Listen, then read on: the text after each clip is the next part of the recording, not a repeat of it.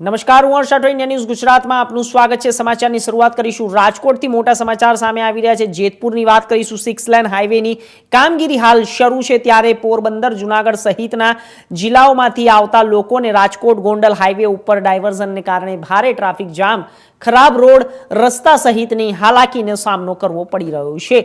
ત્યારે હાલ રાજકોટના નવનિયુક્ત જિલ્લા કલેક્ટર દ્વારા સમગ્ર બાબતનું નિરીક્ષણ કરી રાહદારીઓને ઓછામાં ઓછી તકલીફ પડે તેવા પ્રયત્નો સાથે શરૂ કરવામાં આવ્યા છે। ત્યારે રાજકોટ ગોંડલ 6 લેન હાઈવેની થયેલ કામગીરી અંગે નિવેદન આપતા જણાવ્યું હતું। જેતપુર નેશનલ હાઈવે ઉપર વખતો વખત નેશનલ હાઈવે ઓથોરિટી અને ટ્રાફિકના સાથે ચર્ચા કરીને ટ્રાફિકનો મૂવમેન્ટ સારી રીતે થાય અને જે વરસાદના કારણે વચ્ચે જે ટેમ્પરરી આપણે વેટ મિક્સ મૂકીને ખડા પૂરવામાં આવ્યા હતા, આ તમામનું પણ ઝડપથી નિકાલ થાય અને માટે પ્રયત્ન કરવામાં આવી રહ્યા છે। અત્યારે 57 જેવા લોકેશન જે છે આ હાઈવે ઉપર અમે આઈડેન્ટિફાઈ કર્યા છે અને નેશનલ હાઈવેને આ લિસ્ટ આપવામાં આવી છે।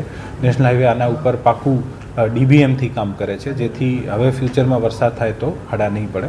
સાથે સાથે ટ્રાફિકના સંલગ્ન સાથે રહીને અને જે પણ ટ્રાફિક જામની પરિસ્થિતિ બને છે આને ઝડપથી દૂર કરી શકાય। નાનું મોટું જે ટ્રાફિક જામ અત્યારે કામ ચાલે છે આના કારણે પણ લાગતું હોય છે, કારણ કે અત્યારે આપણે સાથે સાથે ખાડા પૂરવાની જે પાકા મટીરિયલથી ખાડા પૂરવાની કામગીરી છે આ પણ ચાલુ છે। સર, કેટલા સમયમાં આ જે છે કામ પૂર્ણ થઈ?